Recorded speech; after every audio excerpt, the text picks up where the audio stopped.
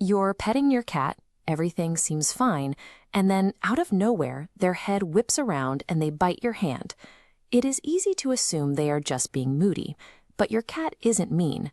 You are simply speaking the wrong biological touch language. We are going to walk through a step-by-step biological protocol that fixes this. By the end, you'll know exactly how to stop your cat from bracing for your touch and get them to melt into it instead. Before we look at the first step, there is a strict prerequisite. Do not touch your cat unless they are fully awake. To a feline, sleep is not a casual nap.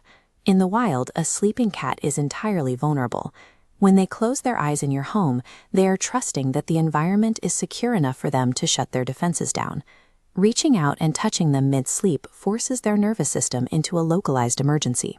You spike their heart rate and tense their muscles, breaking their deepest cycle of rest and damaging their neurological trust in your hands before a petting session even starts. Most owners approach their cats with an assumption of access. We tend to walk up, reach down, and initiate petting without giving the cat any say. Step 1 removes that assumption. We start with the cat handshake, a method to establish clear physical consent. Extend a single index finger a few inches from your cat's face. Stop, hold your hand completely motionless, and wait. You are waiting for them to close the remaining distance. If they lean forward and bump your finger with their nose or rub their cheek against it, you have permission to proceed. This specific physical action mimics the nose-to-nose greeting ritual bonded felines use with each other to establish safety before contact.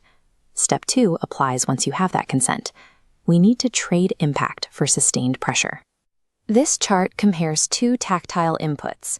Dogs thrive on physical play, but cats do not register quick pats as playful. Their nervous system reads each individual tap as a series of tiny startles, causing their muscles to tense internally. Instead, apply slow, sustained, flat palm pressure against their cheeks, or glide your hand smoothly down their back. The motion should be drawn out and continuous. By waiting for permission and applying steady pressure, you communicate in their natural touch vocabulary, rather than forcing a canine greeting onto a feline. Step 3 is targeting the safe zones. Keep your strokes focused on the areas packed with scent glands, which means sticking to the cheeks, the chin, and the forehead. Those safe zones sit on the exact opposite end of the body from a petting trap that most owners misunderstand, the patch of skin just above the tail base. When you scratch this area, your cat often lifts their hindquarters into the air. This is a biological reflex wired in from dittenhood when their mother groomed them. It is an automatic response, not a request for a deep tissue massage. Look at this anatomical map.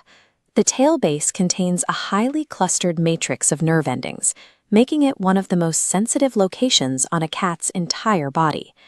Continuous scratching here causes petting-induced overstimulation. It physically floods the nervous system with more sensory data than the brain can handle at once. When that threshold is crossed, the brain loses the ability to distinguish between pleasure and a threat. A sudden bite in this moment is a neurological short circuit, not an act of aggression. You can spot this overload before the bite happens. The exact second the skin ripples along the lower back, or the tail flicks sharply to the side, the nervous system is peaking.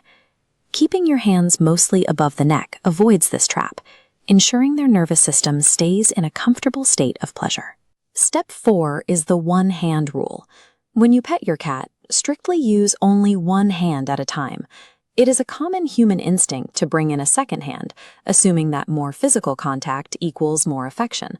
But cats process physical space very differently than we do.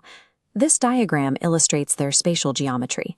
When one hand approaches, their brain constantly assesses escape routes. Leaving the opposite side of their body untouched provides a clear exit. Land a second hand on that opposite side instantly boxes them in. The exit disappears.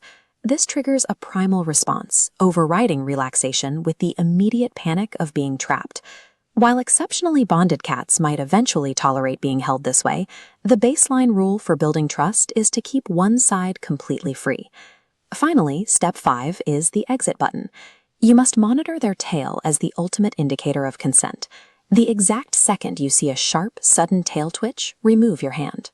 The session stops immediately. Preserving an open physical exit and honoring their subtle stop signals provides psychological safety. It proves your hands are a source of comfort, not restraint.